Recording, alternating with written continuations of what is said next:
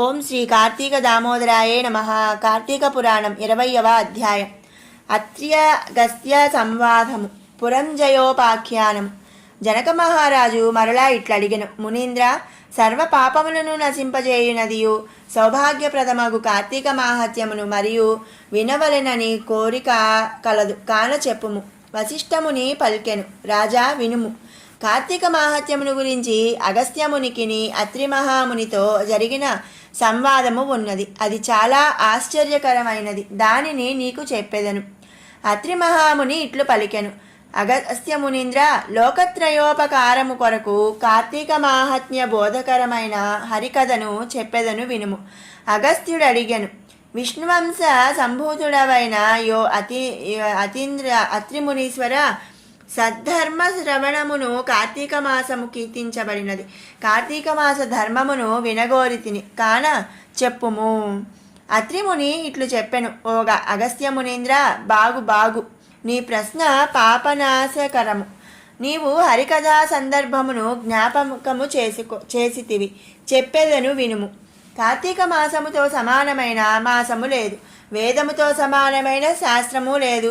ఆరోగ్యముతో సమానమైన ఉల్లాసము లేదు. హరితో సమానమైన దేవుడు లేడు. కార్తీక మాసమందు స్నానము, దీపదానము, హరిపూజయు చేయువాడు ఇష్టార్థమును పొందును. విష్ణు భక్తి వలన కలియుగమందు వివేకము, ధనము, యశస్సు, ప్రతిష్ట, లక్ష్మి, విజ్ఞానము, సర్వత్ర విజయము పొందుదురు. ఈ విషయమును గురించి పూర్వచరిత్ర ఒకటి కలదు. త్రేతాయుగమందు అయోధ్యాధిపతియు సూర్యవంశ సంభూతుడగు పురంజయుడను ఒక రాజు గలడు. ఆ పురంజయుడు కొద్ది కాలము ధర్మ మార్గమందు ప్రవర్తించి తరువాత ఐశ్వర్యవంతుడై బుద్ధి నశించి దుష్ట పరాక్రమయుక్తుడై మహాసూరుడై సత్యమును శౌచమును విడిచి దేవబ్రాహ్మణ భూములను అపహరించి బ్రాహ్మణులతో ద్వేషించి లోభియును హింసకుడునై బంగారమును దొంగలించి వారితో స్నేహము కలిగి ఇష్టుడై కూడియుండెడివాడు. రాజు ఈ ప్రకారముగా అధర్మపరాయణుడు కాగా అతని సామంత రాజులు కాంబోజ కురురాజాదులు అనేక మంది సింహబలులతో కూడి గుర్రములు, ఏనుగులు, రథములు, కాల్భంటులు అను 4 రకముల సేనలతో వచ్చి అయోధ్య పట్టణము చుట్టూను చెరకు పానకమునకు తేనెటీగ వలె శిబిరములతో చుట్టుకొనిరి. పురంజయుడు విని శీఘ్రముగా చతురంగ బలములతో పట్టణము నుండి బయటకు వచ్చెను. పురంజయుడు వారిని బిగించి నారిని బిగించి ధనుర్బాణాలతో ధ్వజముతో స్వయం ప్రకాశమానముతో అనేక దిగ్విజయములను చేసినదియు శస్త్రాస్త్రపూరితమును మహాచక్రయుతమును మంచి గుర్రములతో కూడినది అయిన సూర్యదత్త రథమునెక్కి గజ, రథ, తురగ, పదాతుల నెడి చతురంగ బలములతో పురద్వారము నుండి శత్రు సైన్యములో ప్రవేశించి బేరీతూర్య నినాదములను, శంఖ గోముఖ నాదములను, ధనుష్టంకార ధ్వనులను ఒక్కమారుగా ఉరుముల చప్పుడు వలె ధ్వని చేయించెను. శ్రీ కార్తీక దామోదరాయే నమః.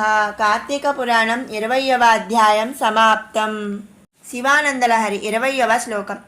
సదా మోహాటవ్యాం చరతి యువతీనాం కుచగిరౌ నటత్యా సా శాఖా స్ఫటతి ఝటిత స్వైరమభితః కపాలిన్ భిక్షో మే హృదయ కపిమత్యంత చపలం దృఢం భక్త్యా బద్ధ్వా శివ భవదధీనం కురు విభో. ఓ కపాలి, ఆది భిక్షు, నా మనసు ఎల్లప్పుడూ సంసార వ్యామోహమనే మహారణ్యంలో సంచరిస్తున్నది. సుందరాంగనలు కుచగిరుల మీదనే తిరుగుతున్నది. స్వేచ్ఛగా ఆశారూప శాఖలపై దుముకులాడుచున్నది. నలువైపులా శీఘ్రంగా పరుగులిడుతున్నది. ఇలా చేస్తున్న అత్యంత చంచలమైన మర్కటం లాంటి నా మనస్సును భక్తి అనే త్రాటితో బంధించి నీ ఆధీనం చేసుకో స్వామి.